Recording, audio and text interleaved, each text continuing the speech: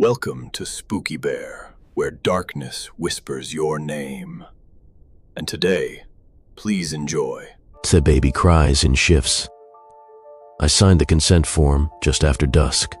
The clinic smelled of antiseptic and stale coffee, fluorescent lights humming overhead. The nurse was polite, her smile practiced. "You're participating in a sleep study," she said, voice soft. "We'll be testing the Lilier AI system." Lilier looked like a baby monitor on steroids, a sleek white speaker the size of a softball, its surface alive with tiny pinpricks of light. "It simulates infant cries to teach parents to respond," the nurse explained. "You'll spend 3 nights here. We track your sleep cycles, your heart rate, everything. Totally safe." I forced a nod. Totally safe. I'd never wanted children. Always told myself I'd be a terrible father. But rent was due, and they paid well. I trundled my duffel into the dim room, a narrow twin bed, a desk, and a camera in the corner. The nurse tucked the monitor on the nightstand, its lights blinking like a patient heart. "Call us if you need anything," she said on her way out. The door clicked shut. The room plunged into stillness. #Night 1. I slipped under the scratchy sheets and closed my eyes. The clinic corridor lights gleamed through the curtains, pale fingers reaching in. I stared at the monitor. It was silent, unremarkable. I dozed. At 2:17, awoke to a single plaintive cry. Sharp as a blade through fog, I sat up, heart flipping. The Lullier's lights pulsed once. Wah, ah, a newborn's wail, perfect imitation. I flicked on the bedside lamp. No crib, no baby. Just the monitor's glow and my racing pulse. I pressed the device's button. The cry ceased. My breath rattled. I lay back down, the hush heavy as water. Night 2. Sleep came slow. I dreamt of tiny fingers, cold and reaching, clawing at my chest. I woke sweating at 1:03 a.m. The monitor glowed. Mama, not a baby's word. Some anguished plea. I sat up. The room's doorframe darkened.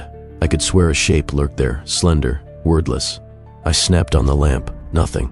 The cry fell again, more human, more desperate. I glared at the monitor. Pressed stop. Silence. My pulse pounded so loud I heard it spool in my ears. I shoveled blankets over my head. Night 3. By the 3rd night I was jittery, my nerves raw. The nurse had warned about false positives, subjects hearing things that weren't there. I laughed it off. Sleep deprivation. I drifted at 1:50 p.m. falling into a shallow half-dream. Then the cries returned, first faint, then insistent. "Papa. Papa, help me." My eyes snapped open. I hadn't said Papa to anyone in decades. I didn't have a child, never had. The word echoed, hollow. I bolted upright. The camera's red light blinked from the corner. I stared. Through the lens I saw. What? A pale face at the foot of the bed? No, nothing.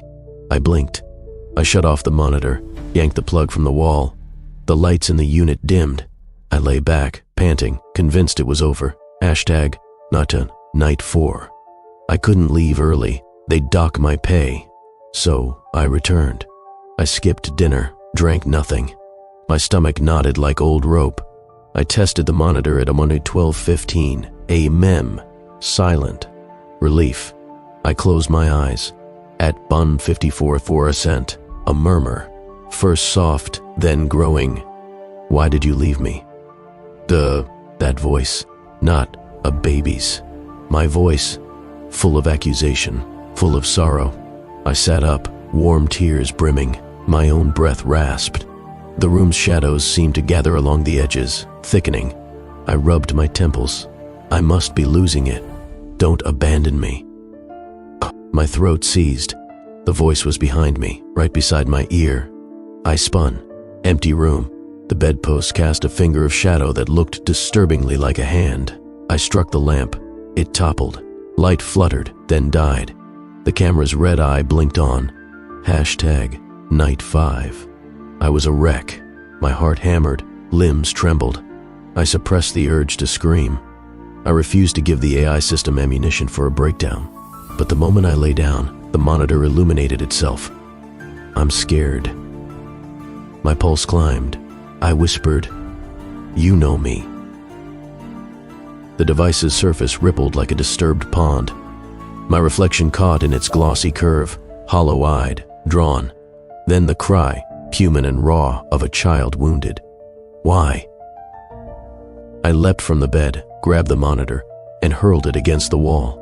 It shattered on impact, electronics sparking. Silence. Exhausted, I sank beside the wreckage. My phone buzzed, a text from my sister. "And you have a nephew now. Jack was born yesterday. I'll send a picture. Love you." My stomach dropped. I never knew. My sister had gone silent after college. We'd fought bitterly. No contact in 15 years. I didn't even know she was pregnant. And that date, yesterday, matched my first cries. Hashtag the aperture of truth. They found me huddled beside the monitor, eyes wide, rocking.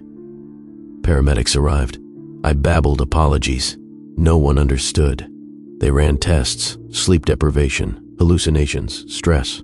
But MRI and EEG showed nothing. I was lucid, coherent, except for my ravings of a crying child. Released the next morning, I collapsed into my sister's arms at the hospital nursery. She pressed her newborn, Jack, into my arms. Tiny fists waved, eyes fluttered. I cradled him, tears burning. The world twisted. Whispered in my mind, "You came back." Oh, I smiled, voice cracking. "I'm here, Jack." But in his perfect little face I saw the flicker of that monitor's red eye, and heard the faint echo of the baby cry, shifting, growing, into a man's anguished sob. "I forgive you." And I knew I'd never sleep peacefully again.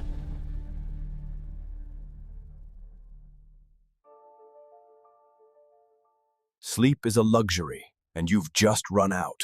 Please like, share, and subscribe. We'll be waiting for you if you dare.